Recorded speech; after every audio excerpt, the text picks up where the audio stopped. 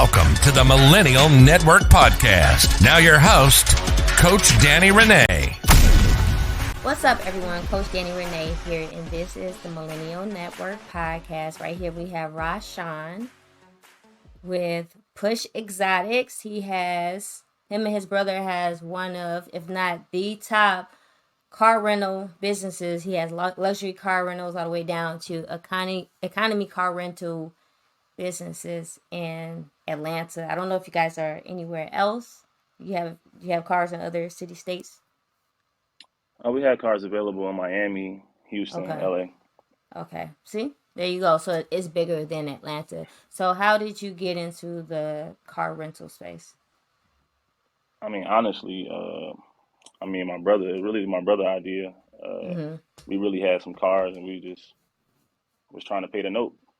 You know what I Mm-hmm. mean? And that's just how it started. He was like, yo, let's rent your car. I'm going to rent your car on his app. We're going to make some bread or whatever. I was like, all right, we just try it out. We started doing it for a while and we realized it really make money. So Mm-hmm. we just had to make a business scheme about it at that point. Had to transition Gotcha. over. And how long ago was that? That was about 4 or 5 years now. Mm-hmm. Okay. So 4 or 5 years ago, you had a car. Was it like just a typical economy car or No, what? my brother actually had a Jeep. He had a Jeep Wrangler. I had a Mm-hmm. Challenger. I had a Dodge Challenger.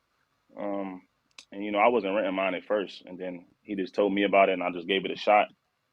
And once Mm-hmm. we was doing it, it was first it was just paying a note. Then it was like I'm making profit now. So how can we actually just how can I how can I stack on top of that? Okay. And Now, at the what were you time, doing before? Oh, I'm sorry. at the time we was working different jobs. We was working different jobs, and then we actually started working like driving Uber and Lyft. Mm-hmm. And we was doing that at the same time. And once we started renting those cars out, we got other cars, did Uber and Lyft ourselves with them, and we was doing that like we was going crazy on there. And that was really what we was doing. So we really was Okay. just transitioning from being full time entrepreneurs Mm-hmm. and working for somebody. Got it. So you said at the time you were doing like Uber, Lyft, right? And you said you were going crazy. Were you saying like you guys were putting in like more than 10, 12, whatever hours like per day I mean, driving? we really was working the max hours you can work on the app. It was like between 10 to 14 hours, depending on what app you was on. Mm-hmm. And we really was just doing it all week. We was working it like it was a 9 to 5 type gig, and we ain't even have to do it like that. But we just maximize that opportunity. You know what I Mm-hmm. mean? 'Cause at the end of the day, on Uber and Lyft, you only gonna make as much as you want to make if you put that time in. So we was out there putting the time in for real, like this, and it was just really nothing, just driving around in the car. We be Mm-hmm. talking on the phone in between. You know what I mean? Mm-hmm. Okay. So you were driving, but then you said you guys found out about this app. So like how were you like managing driving but also renting your car out? Like when did you guys decide, hey, I'm gonna put this car on the app? Was it like the weekends? Was it days that Uber and Lyft was slow for you guys? And like how did it grow from there? No, so the cars that we had on the app was the Dodge and the Wrangler. We had Mm-hmm. got other cars that were strictly used for Uber and Lyft. Okay. And then after a while, it came to the point where we was letting people rent the car out to do Uber and Lyft. You know what I'm saying? Mm-hmm. But then we started getting other cars and trying to get other cars, and we switched it from economy cars. Because we was doing good on those, so we decided to get some other cars, some luxury cars, and then Mm-hmm. took it to a different level. But that Okay. all came with time, though. You know. Got it. So you said about 4 or 5 years ago. So we're looking at what, like 2017, 2018? Yep. Yeah. So what would you say is like the difference with the market then versus now? I mean, then all right. So I was doing it before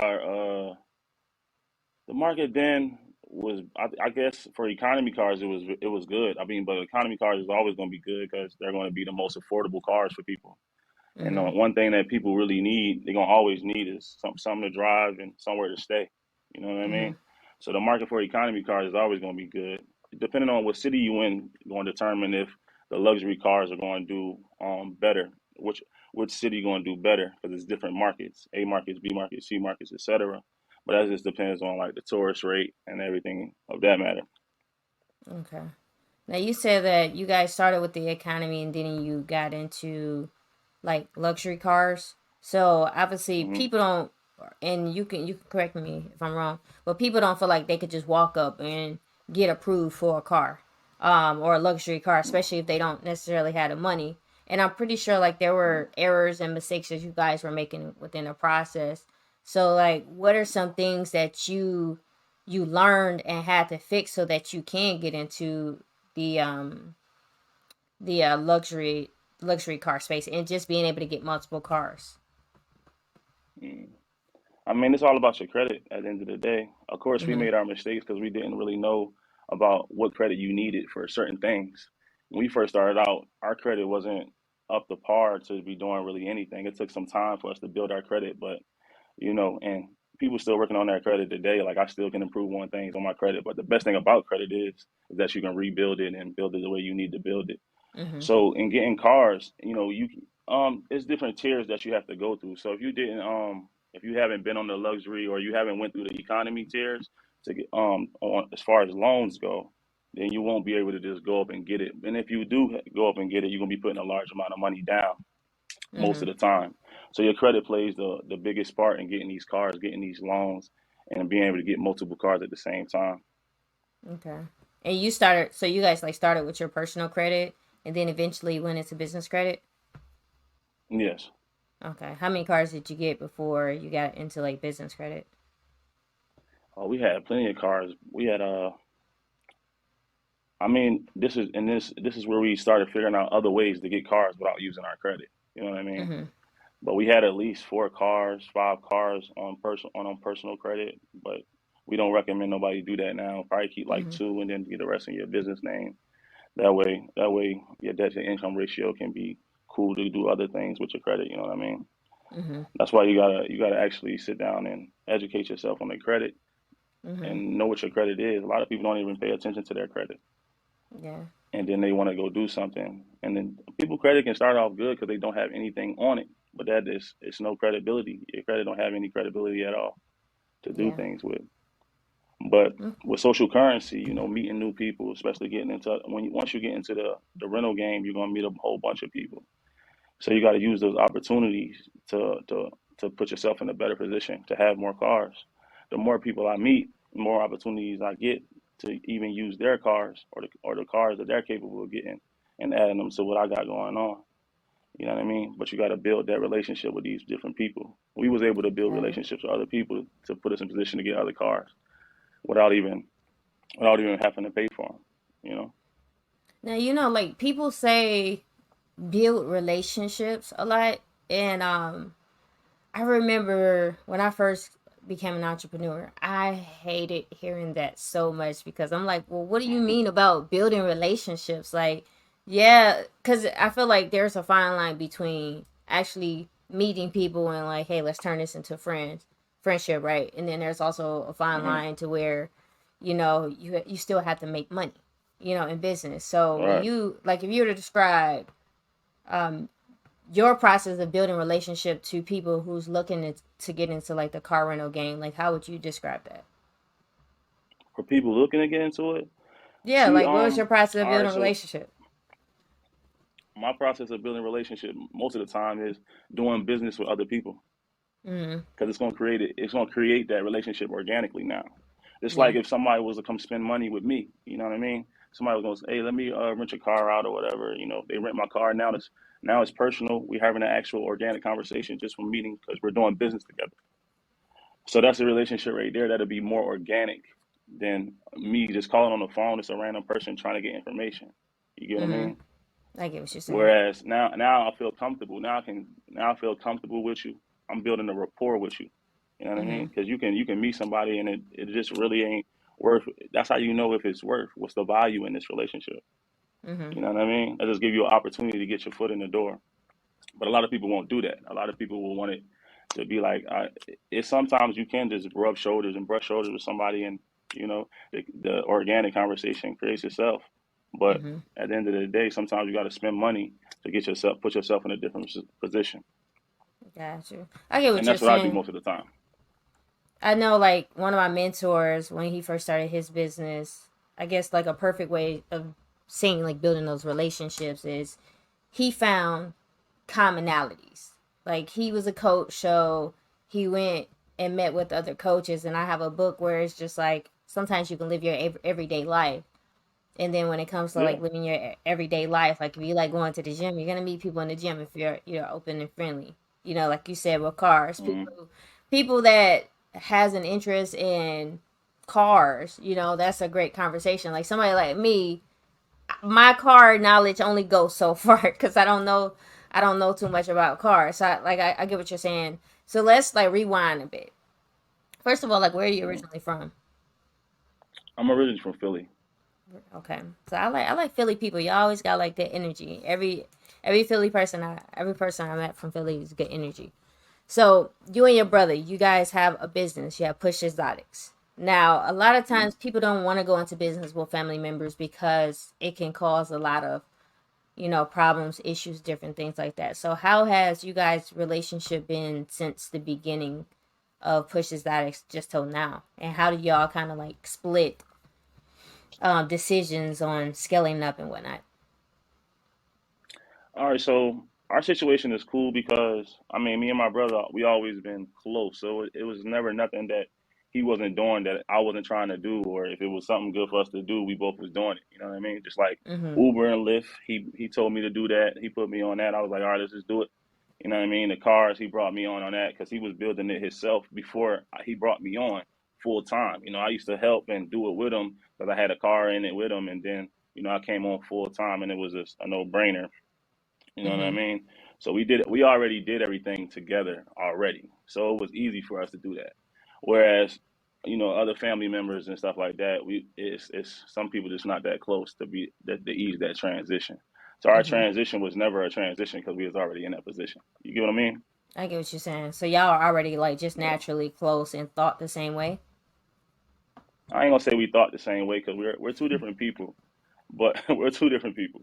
Um, but Well, I we guess I always did meant everything like together. sometimes if you're entrepreneurial minded and you may have like a friend or in your case a brother that may be entrepreneur minded as well, and y'all have that commonality. Maybe I don't know. Yeah, I mean, the commonality is when you somebody when I see what works, I just go ahead and do it as well. If it Mhm. works, let's do it. Mhm. And he was always the first to do it. And then I'm just gonna come and do it too. We're gonna keep leveling up. You get what I'm saying? Mhm. And we always want to see each other doing well. So that's the best thing about us. It's never gonna be nothing like, oh, no feuding or anything within the business. You know what I'm Mhm. saying? And decisions that need to be made, we make them. We make them how they come to us. If a decision come to me and I make the decision, it is what it is. We gotta live with it. We're gonna go with it. If he wants something to happen, it's gonna happen. You know what I mean? I get what you're saying. Okay. So Yeah. as far as like advice, because you were also talking about like building relationships with people and whatnot. Hmm. If someone wanted to go into business with another person when it comes to car rentals or even in business with you guys, like what are some tips that you could give them as far as creating a successful partnership based on you guys relationship, you and your brothers? I mean, Korean with us. I mean, you just gotta provide the right value. We have a certain culture that we have over here. We like to treat our Mm-hmm. customers a certain way. We like to provide a certain type of product. And if you can show me that you bought into that and you can provide value towards that, then it's a no brainer with me doing business with you. Like I Mm-hmm. said, it's a lot of times people disrespect because we doing business. We put out joint venture opportunities for people. They think we're going to choose each person. It depends on you. Got to show me that you're really interested in doing this. A lot of people just Mm-hmm. say, yeah, like I said, people will call you. I get calls every day about, oh, I want to do broker deals with you, and I want to get broker pricing, and I want to do this, I want to do that, but they don't ask the questions that's going to make it easier for. It's going to make it easy for me to say Mm-hmm. yes. You get what I'm saying? Mm-hmm. You got to ask the questions that you need to know for your renter to be successful, because at the end of the day, you're going to be sending your renter to me. Okay. How do you know that I'm providing a type of service that you would want for your renter? I need to know that you actually are interested in providing that service. Yeah. Otherwise, I don't need your renters because you're just going to be sending me anybody at this point. You get what I'm saying? Mm-hmm. Because you don't even know my processes. You ain't even asking my processes. That makes sense. So what would you say, Yeah. like, your advice as far as just to anybody that wants to create a successful partnership? Not even with you guys, but um like you and your brother, you guys work together. So Hmm. what, like, I'm pretty sure you guys, like, somebody might bring an idea to the table, you both have to agree on it, or you may handle one aspect of, the business, he may handle one aspect, like, because most people, they're my audience, give or take, they're new entrepreneurs, or they're looking to get into something and they have to find the right mentor, and then a lot of times they might not necessarily have a lot of capital to do something, so they want to partner up with someone. So what advice would you give them as far as creating a good partnership and making sure that each other is on the same page? Does that make sense? The creating a That was a long question. I know sometimes I confuse my question. What, I guess, to shorten it, people that want to go into business together, whether it's car rental or just in general, because you have the Mhm. experience with a partnership. Most people have the idea that they're going to do everything by themselves, right? So, Right. what advice would you give to people to create a successful partnership in business? Our successful partnerships, each person got to know what they bring to the table. Mm-hmm. Each person got to know what value they bring and what they're expected to do in this partnership. That needs to be established. That's the first thing that needs to be established. It need to be on the operations agreement. Y'all need to know exactly what's going on, exactly who gonna get what, who deserves what. That need to be like it need to be realistic. A lot of people go into business like I'm gonna do this, I'm gonna do that, and I'm gonna do this, I'm gonna do that. The other person say okay. You know what I mean? They don't really take into account are you actually capable of doing these things? You got Mm-hmm. to be honest with each other up front, and it's you have to be fully transparent for a partnership to work. Okay. Now, as far as like building a successful car rental business, what would you say are the steps to building a successful car rental business to where you are actually getting your cars out and making passive income? All right, so the car rental business, it's people look at it because of the lifestyle, right? So most Mm-hmm. people want to get into it because of the exotic car opportunities to drive these cars. That is a cool. That's cool. That's cool. That's a cool incentive. But the thing about it is, you have to. I think you have to start by building your foundation with economy cars. Because firstly, this is going to get you your feet wet in the game. You're going to understand the game better. First of all, you're going to see if you actually like doing this, because it's headaches in this game. People just see the luxury behind it. People see the glam, the money that come with it. But behind the scenes, you got to deal with accidents. You got to deal with bad clients. You got to deal with damages to the car that there's wear and tear, and this is a lot of money for certain cars. You get what I'm saying? So if Mm-hmm. you start your foundation with economy cars, and you figure out how to get these cars out. These are going to be the cars that's going to be easier to get out. It's all based on your marketing, though, how you get the cars out. But Okay. economy cars are going to stay out regardless. This is an easy play for you to do.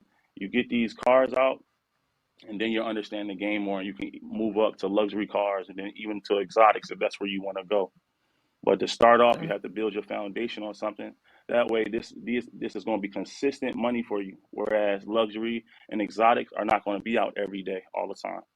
So you're going to be. These are the plan is for these to hold weight, so it can pay for these cars if you have them on your fleet. Okay. So start off with luxury cars. Do you have like a number? Because you have, well, put it like this: you have different types of people. I'm pretty sure you run into, kind of like, Mhm. even in the Airbnb space, most people really want to get into Airbnb and have multiple properties and really turn that into their business. Then you have some people that may just want to rent out their room or find one and be good, like just add Mhm. an additional amount of money to their income. So I'm pretty sure with car rentals, because you have different apps like Toro, a hire car, different things like that, Mhm. where they just may want to use their personal car, make a little bit of extra money, and be cool. Then you got the people that want to create their own fleet. So I think I'm confusing my own question, adding a lot. But anyways, to those people that want to just kind of like do it um just with like one or two cars, like what advice would you give to them just to make a little bit of extra money? If they are doing it just to make the extra money, like Yeah, if you're because doing it to we make a little extra money, I mean, the thing about it is this. So you gotta know what you're doing it for in the first place. Like you said, some people just do it to pay their car note. That's cool. Some people do it to make a little extra money. Some people do it to create fleets. Some people don't know why they're doing it. They giving it a try. That's why I say mhm use economy cars to get your feet wet, right? So I would say try to put these cars out on weeklies. These cars can go out on weeklies. I'm talking about Toyota Camrys, Toyota Corollas, 400, 450 a week, and that's what I mean. That's weekly, and it's going to stay out. And you can put it on apps, Toro, Get Around, and and hire car. And these at yeah, I'm sorry. no, you're fine.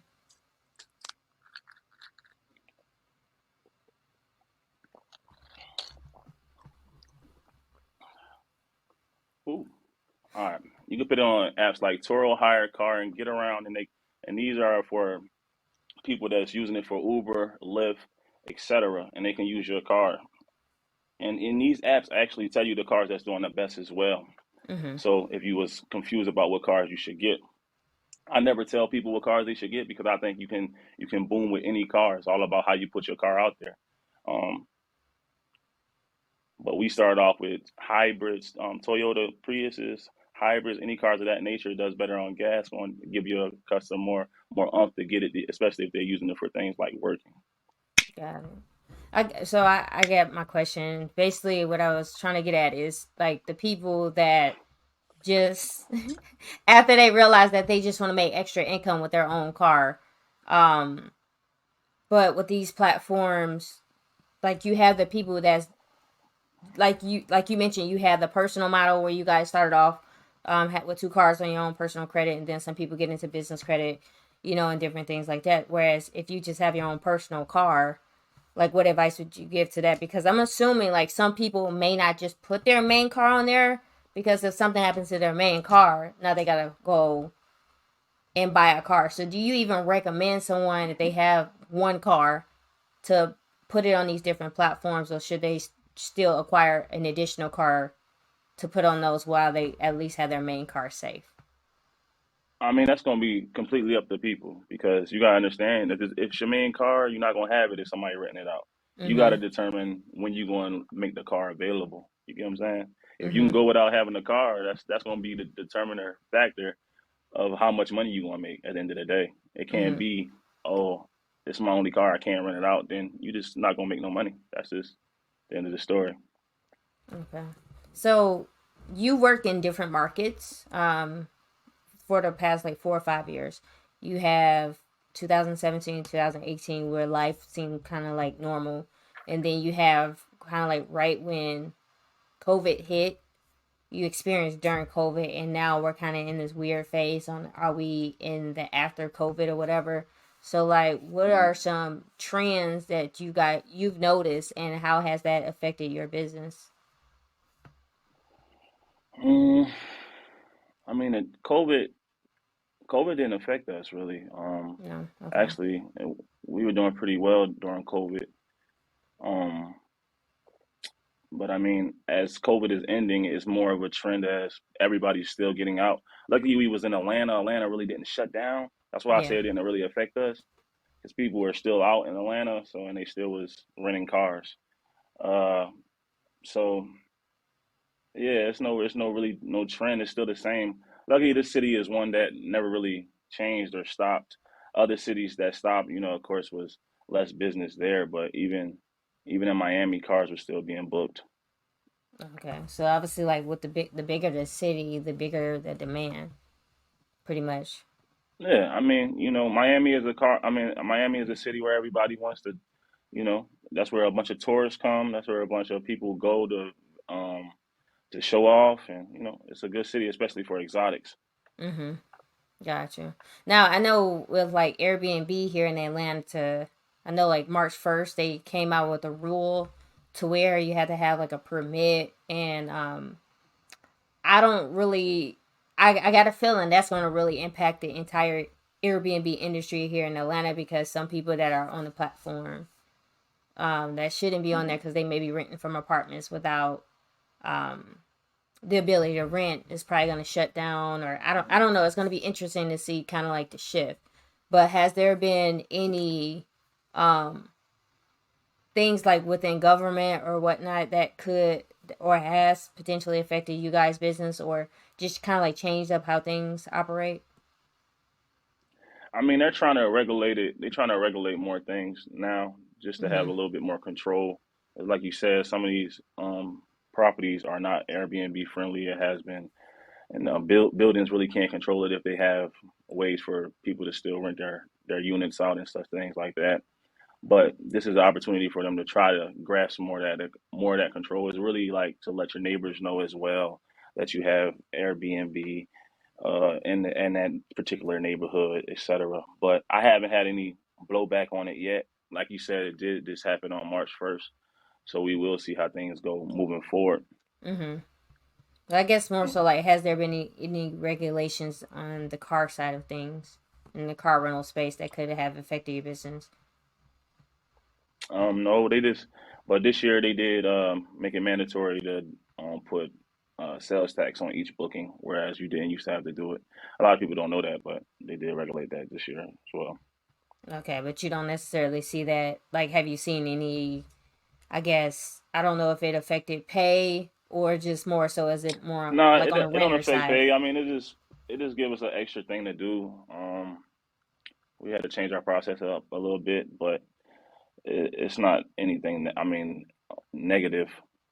That's that we're feeling on our end from it. Got it. Okay. Now, as far as where the market is now, because you said it hasn't really affected you guys' business. Now, the key word out people like to throw out a lot is saturation. So Hmm. you guys, like I know you guys teach and you have a really good teaching platform, but how has it been? Do you feel like the market can get saturated here in Atlanta? Has it already been saturated? Like, what are your thoughts on that? I won't say the market's saturated. Luckily, Atlanta is a city that continues to grow, and especially with the pandemic going on, there was a lot of people still doing the same jobs as far as using the cars and utilizing the cars. That's why the platforms still stay so successful. That's why people still stay successful on these platforms, because really a lot of people use these cars for work, and if you can Mm-hmm. get somebody to use your car for work, it's at that point a necessity. So we got to Mm-hmm. make these assets necessities for people. Um, you know what I'm saying? Mm-hmm. Now we're talking about people. Now we're in the people business. And you mentioned Hmm. earlier that some people want to get in it because they see all like the luxury cars and whatnot, but people forget that it is the people business, and dealing with people it has its pros and cons. So like, what are Hmm. some experiences that you've ran into or crazy stories that you've seen in the car rental space? Like, yeah, you got crashes, but what are some weird things that you've come across, whether it's like damaging a vehicle or just like your weirdest story with car rentals? I mean, I pretty much dealt with every situation in the car rental industry. Mm-hmm. Break-ins, repossession of vehicles, stolen vehicles, people trying to steal the vehicle, um uh, crashes, total outs, injuries. It's a lot of things that happen, but the way that we try to combat these things from happening is we try to attract a certain type of clientele, Okay. and people always like, "Oh, what you mean? How you attract a certain type?" Our policies and procedures are going to deter a lot of the bad things from happening to our in our with our cars. Okay. You Like know, what? we Because that we, was we put actually gonna be things. the question. Yeah, so our policies and procedures, we don't rent to nobody under 25 for certain cars. We don't rent to people under 30, depending on the car. You have to have a certain type of insurance that covers the amount of the car. Most people only have insurance that covers $25,000 to $50,000, depending on which state they're in, because that's the Mm-hmm. minimums, right? A lot of people don't know about insurances. So, but if you do that, that means you're gonna take a little bit more responsibility with this car because you know about this, right? We Mhm. got smoking fees in our car. We take entire deposits. We put things in place for damages as well, just to make sure that you're taking care of the car when you have it. We make people who sign um our anti-theft procedures for our cars as well, just letting them know don't keep nothing in the car after they park when they park in the cars. Try to violate the car as much as possible, just because people are breaking in the cars like crazy, especially here in Atlanta for whatever reason. Mhm. Now, the certain things, like you said, you've even ran into the situations where cars were stolen, and you guys Hmm. like do have your process even still up front. Um, but how does it? Let me see. How do I word this? Um, these people are renting the cars, right? Because I think I even Hmm. like heard on another like on YouTube listening to a guy where he rented a car. I've heard stories where the cars are in a whole another state and they left it there, or these people who have rented a car actually stole it. But my thing, and I don't know if they use fake IDs or what or whatever, but Hmm. it's just like I don't know. Do these people that has had stolen cars, do they say someone else have stolen it? Have there been people that actually rented a car and they stole it? Because my thing would be, how could you steal a car when like you've already given up your ID? Like we know who you are. You probably met them, or I'm pretty sure some of the Mm. scenarios may not make sense as well. Yeah, some scenarios is not gonna make sense. I mean, but that's why we got trackers in our cars. We can kill switch the car. Mm-hmm. We track the cars and everything like that. You got to have all these things in place. We got geofencing as well. If the car go past a certain point, we get alerts, and so we know we can't let you go out of town with our vehicles. Wow. But we have had people say like, "Oh, we rent him the car. He called us an hour later. Oh, somebody stole it. The car is now we gotta go get the car. You cut the car off, go get it. You gotta have these. You gotta be. It's more preparation with all these cars, because anything Okay. can happen. We don't know what's gonna happen to these cars when we give this money, and in real life, we don't know. You can go around the corner, you can crash the car as soon as I give it to you. Mm-hmm. But as long as I got my policies and to protect me and in place each time, you know what I mean. I'm good Mm-hmm. money. That's why we don't have no worries because we at this point we didn't seen it all, so we already know what actions we gotta take Mm-hmm. afterwards, and we just handle what we gotta handle. Okay. Now I guess more so like on some of these platforms because you guys have your car rental business and you have your policies, and then like if people were to rent on some of these platforms, I guess one of my Hmm. questions would be: are these platforms really protecting the consumer? Because like I saw this video recently where it was a dog in the car. The dog pooped on the seat and he was just peeing on the car, and clearly the owner or somebody was just right there recording it. And my thing is if these people, because I'm pretty sure you've had vehicles where somebody probably just destroyed the interior or something, and it's just like if I know you Hmm. rented it, do they have some level of taxes, I mean not taxes but fees that they have to pay, and is it more so like these companies can go after them but really aren't that successful? Like what would make somebody be comfortable with doing that, knowing like can they not get caught, or does that make I don't know sense? what I don't know. I don't know what we making people comfortable in doing things. They do have when you on the app, they do have to choose their insurance coverages. So they have their Mm-hmm. insurance coverages on the app. So Toro will protect you, get around to protect you, or whatever, depending on what has happened. And of course, you can prove it that they did it, and Mm-hmm. they'll cover it for you. So I don't. I people just you'll be amazed what people do. It's just sometimes you be like, what? It don't even make sense, right? But that's why when we rent cars out, we can get your fingerprint and everything, so you really can't say nothing to us. Wow. But you know what I'm saying. But on Toro, I mean that's why people don't do it privately because Toro provides that security that you got to feel. They're gonna do everything that you don't want to do. They're gonna make sure the person's insured, covered in insurance. They're gonna make sure your car is covered. They're gonna go through the contract for you, basically writing the Mm-hmm. contract through the app for you. You ain't gotta do nothing but take pictures. They just Mm-hmm. ease in the process for you. They hold in your hand. Toro is they hold in your hand for you. So that's why people feel more protected doing the Toro. Whereas when you do it privately, you just do all those things yourself. You know what I'm saying? Mm-hmm. Yeah, I get what you're saying. It's just I think the main thing is like you were like I don't know why people do this, but when you're not in that industry, it's kind of like hard to believe because you see all these videos. Like I think Right. last year, even when it comes to that Airbnb where somebody threw a party and they broke glasses, and the owner granted had these fees or whatever. But I'm like, Hmm. how could, like, we know it was you, like you were called, y'all on video. So it's kind of one of those, it's hard to believe when you're not in that space. Like, why would somebody do that when they know? But I guess it kind of goes back to why would somebody rob something or whatever, and we can exactly see who you are, or kill. So you're right, Right. I guess it doesn't make sense.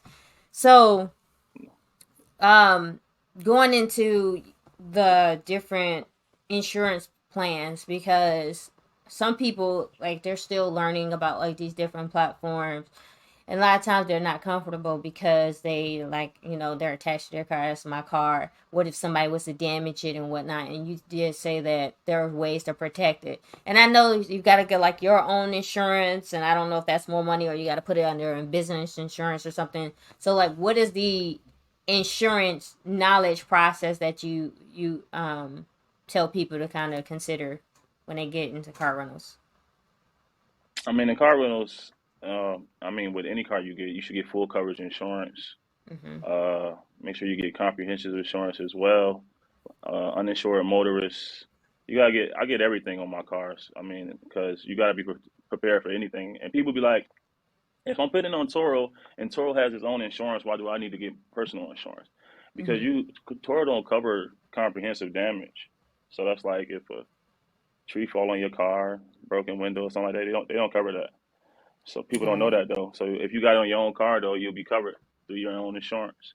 So you gotta Mm-hmm. make sure your car is fully covered. So it can be at any time if Toro was to say, "Oh, I can't cover this for something," whether you think it's fair to you or not, you still gonna have to get your car fixed. So you wanna, you know what I mean? You wanna have full coverage insurance, and Toro gonna cover you, but you can choose your different you choose your different plan depending on how much money you wanna keep in your pocket for your booking because you're paying that on top for your bookings from Okay. your booking fees.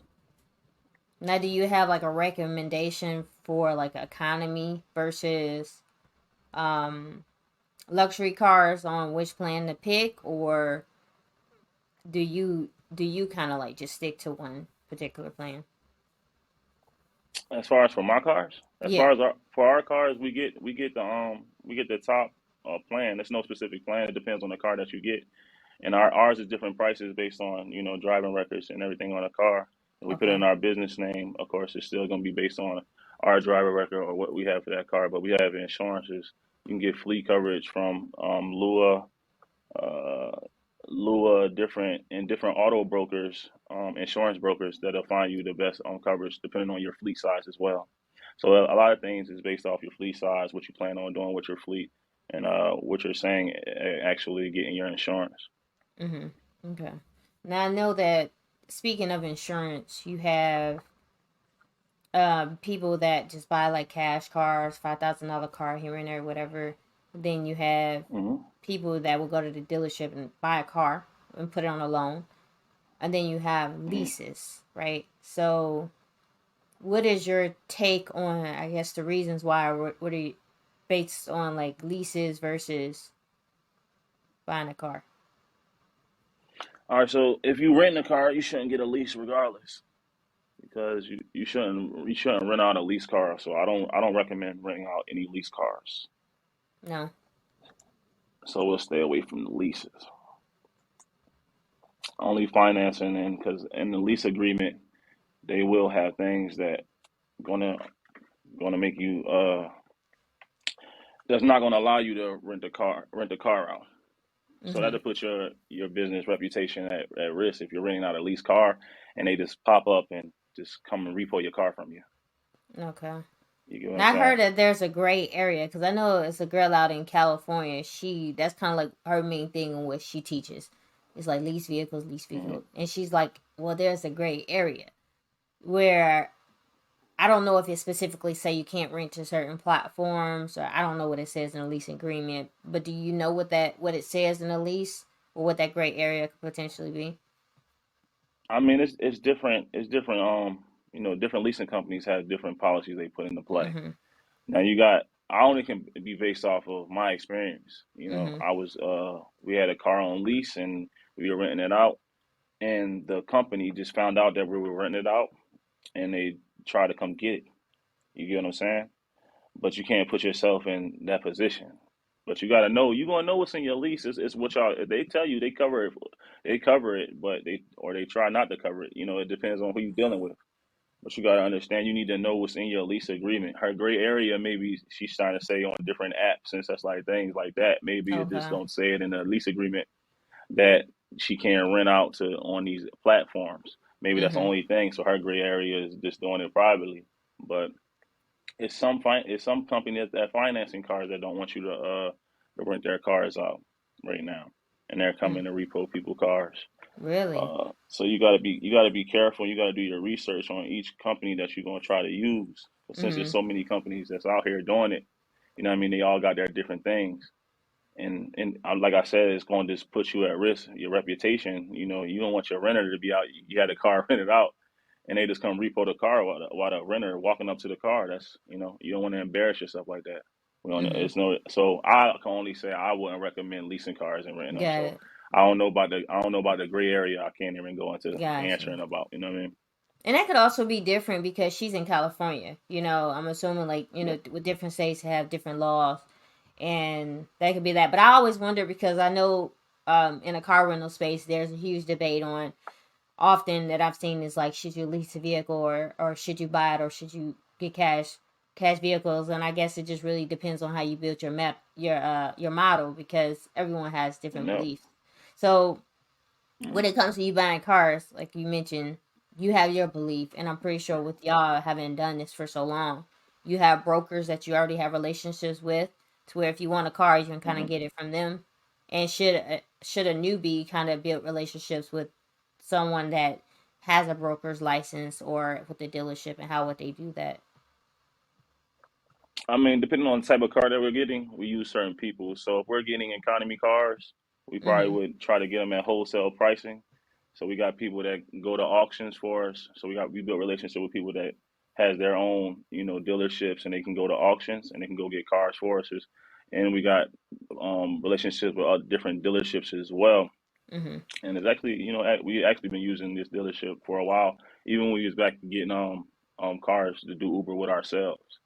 Mhm. So I do recommend people building as many relationships with dealerships. You can build relationship with dealerships depending on what you're doing. So you're doing the economy plays, and you like the way your Toyota's going. You can build relationship with Toyota. You can build relationships with mechanics, mobile mechanics, body shops. All these things should be in your back pocket, so you can be able to use them when you need to use them. Tire shops, everything like that. Okay. And usually, like these dealerships know what you're doing, or obviously, you guys been doing it for so long to where they know exactly what you're doing Hmm. with their cars. Of course, Yeah. Okay. So you yeah. mentioned fleet, and I don't know what's the term. You said share margin, not margin share, but what is the term where people you guys can manage their cars as well? You guys do that also? We do joint ventures. Joint We're, ventures. we're That's the word taking I was joint looking ventures. for. Yeah, we're taking joint ventures right now, but we're Mm. only doing it with top tier cars. Rolls Royce, Lamborghini, Bentley, cars of that nature right now. Okay. So, and a joint venture is whereas somebody might have a car for me to rent out for them. We come to terms on how we'll proceed. We'll get that down in the contract, and I will manage and store the vehicle for the partner. Okay. So how does somebody outside of just joint ventures, how would someone automate their business? Because I'm pretty sure there's an automation process as well. Say again. How would someone automate their business in the car rental space? So, I mean, you can hire VAs. So you create a phone number for your business. Once that phone number is created, you can hire VAs to answer phone for bookings for you, and you just make sure you got that vehicle ready, and then you just handle the booking. That's an easy way to do it. Is just have somebody answer the phone for you, Mm-hmm. so that way you can categorize the different type of bookings that you have and answer them accordingly. Got you. Now, do you guys, when you do have a booking, do you meet with these people to do the booking and take pictures and all of that, or you have someone else that do that? One of our staff members meet with the person, meet with the renter, go through the process, have them sign a contract, take pictures with them, give them the opportunity to take their own pictures as well. Um, get the contract signed, go over all the terms and policies and procedures, and let the customer go about their going their way. I mean, it depends on if they're coming to us or if we going to deliver the car, but staff take care of it. And that's actually was gonna be my next question, because like when I would rent from Enterprise back in the day, the reason I would rent from them is because they'll be kind of like local to me, and they will always just come pick me up if I need a car, and then they'll take me there. So you have it to where, like you say, you can deliver the car, or they can, I guess, go to your lot and find a car. Like, is there a certain amount of miles to where you would drive and drop off the car? Do you have like one lot or multiple lots? We have one location here in Atlanta, Mm-hmm. but I mean, we long as it's in the Atlanta area, we will deliver for our delivery fee, and staff will bring the car to you. Mm-hmm. So we don't have no problem with delivering anywhere in the Atlanta area, the greater Atlanta area, I should say. Got you. So if are you saying like within the perimeter, or you're okay with delivering outside the perimeter as well? Yeah, also, I mean, right outside the perimeter, it's no.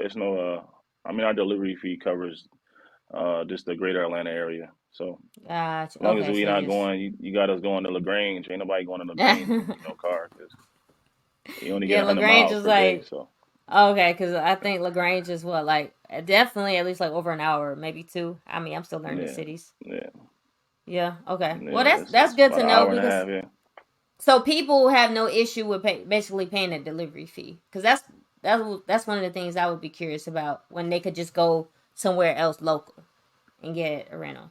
yeah. They don't have no problem paying it. I mean, they most people who ask me, they ask for the delivery fee. I mean, it is what it is. It's a service, an extra service Mm-hmm. that we'll provide it for you if you need it. Some people just want it picked up to their pick up to their house. It'll save them some miles. They save them some miles on the trip. Mm-hmm. And do you have your employee be the one like to drop off these vehicles, and do they?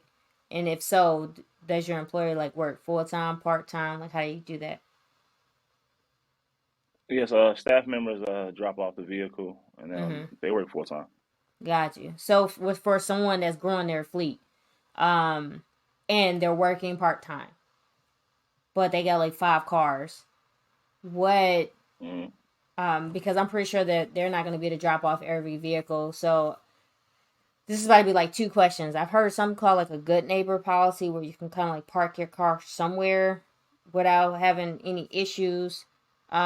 And then mhm. if they wanted to hire somebody, would you recommend them hiring someone part time? And do you teach? Because I know, and we're gonna get into that here in a little bit on like what you teach. But how would you teach someone to basically automate either parking their car somewhere and having someone drop off vehicles if if they happen to be at work working a full time job? Mm. I would say, all right. So it's gonna be based like it's all situational. Mm-hmm. So of course, in a perfect world, we'll be able to schedule everything how we want, but at the end of the day, we gotta handle it how we handle it. I can't give you the direct thing because you're working a part time job. You're working a part time job and you don't have a full staff, but you do have 5 cars. That's a lot of cars. You got to make it. You got to make it easy on yourself. How do you do that? You could do self check ins. I would recommend doing self check ins and Mm-hmm. if you're using apps such as Get Around, they make this self check in very easy. Or you can make it easy as well, buying a lockbox, having this location for somebody that you feel secure with, is and with your car as well. Create fobs for your car for customers to get inside your car, and you could do the check in that way as well. Mm-hmm. As far as hiring an employee to do the check in for you, I mean that'll just be on your discretion. You need to find Mm-hmm. somebody that that can handle that delivery for you, and you pay them per delivery if that's how you're gonna pay them, because you're not gonna be paying them full time, not at Mm-hmm. first until you're comfortable paying them full time. Gotcha. Okay, I guess I Yeah, it's asked that all on your question. comfort. Well, I But guess I asked that because I don't know like how much it would cost to deliver a vehicle, so it would seem like a lot right, to have somebody delivering your vehicle. So I guess it kind of goes back to what you were saying before, anyways, is that if somebody's listening to this and they happen to have a full-time job, it's more of a reason why they should have an economy, like starting off with economy cars, because it makes it easier. yeah, And based on like what you're saying, having self-check-in, because if you're working you can't do so much, so you got to make it to where at least in the beginning phases, if this is what you're going to do, make it easier to where you can manage the two until you can, like you said, move on to that virtual assistant and do more. So on that note, right. transitioning into kind of like the coaching. Now, you and your brother, you have this business, and I know y'all mentor people. So, what coaching do you specifically do? And I know like you got the Pushman Mitch exotic course, and I don't know if y'all do like a certain phone calls a week or Yeah. whatever if they need mentorship. So, what's the The mentorship like? mentorships, they're. I mean, the mentorships are different depending on which one you get. I do have a mentorship. My mentorship is going to be starting next month. Okay. My mentorship is business building. So I'm going to be going over teaching how to build a business and starting your operations for your business. I want people to focus on how they're going to start because a lot of people just start their business, which is cool to just start your business. But let's start. I want people to focus on starting the right way so they don't have to go back and change things, and they can already be set the way they want to, and they can make their business thrive from the beginning all the way to the end of their journey. But I do mentor as well on car rentals. Mhm. I'm starting a mentorship on that as well next month, and it's going to consist of one call per week for a month. After that, it's two calls per month for 2 months. So that's going to be on my page. Run plays with me. Follow me on Run Plays with me, and I have it in the bio as well. Okay. So basically, and I'll have your Instagram kind of like attached to this video, but basically, your mentorship is someone wants to get into the business, they'll be able to have access to you personally, or would it be like a group setting where they all can get on, just kind of ask questions and feed off each other? It's going to be a group. It's going to be a group call. I'll be on the call as well. Okay. And you have a book or something? I can't remember if I saw that already in your Yes, link. I got an ebook. It's called Hacking the Rental Car Industry. It'll tell you everything you need to go know to get started and get your rental car business booming. Okay. And then I forgot to ask you on the private side of things. Are you guys into like the film industry yet? Music industry, as far as like music videos, any of that? I mean, we provide that. We provide vehicles for such vehicles and properties for video shoots and filming. If that's what Mm, people need, that is one of the services that we provide. okay. So have you been able to get into the film industry specifically yet? Say again.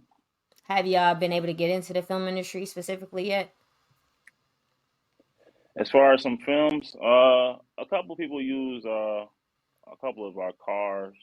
I know we do a Mm-hmm. lot. We do a lot of music videos as well. A Gotcha. few commercials. We had a couple Rolls Royces and a few commercials. So we Okay. work with a lot of different people. We this That's one thing about the rental car industry and the Airbnb industry. It puts you in a position to meet a lot of different type of people that work in all type of industries. Gotcha. Yeah, I It's used to work great. in the It's film great. It's a industry. great That's calling why. card for networking. Mm-hmm. Yeah, when I used to work in the film industry, I think both both TV shows that I work in, they either one had like a classic car that they had to have for the scene. Somebody kind of had to be on site to manage it, make sure everything was good, and then another one had kind Hmm. of the executries, the luxury. So it's just interesting to see how that part is. So also I got connections. Maybe I talked to two of my buddies. I know one is a director, and one has a studio where they do a lot of music videos out like Norcross. So I can try to connect y'all too Yeah. to help grow that environment. But cool. Well, thank you so much, RaShawn. Right? I Yeah. said it Right correctly. I on. pronounced it RaShawn. All right. Thank you so much for getting on to the Millennial Network podcast. Where you got anything else you want to say? Nah, man. It Uh, was my pleasure to get on the podcast with you. Thanks for the opportunity. okay. Thank you. Well, everyone, this is Coach Danny Renee, the Millennial Network Podcast, where your network is your net worth, and we are out. Peace.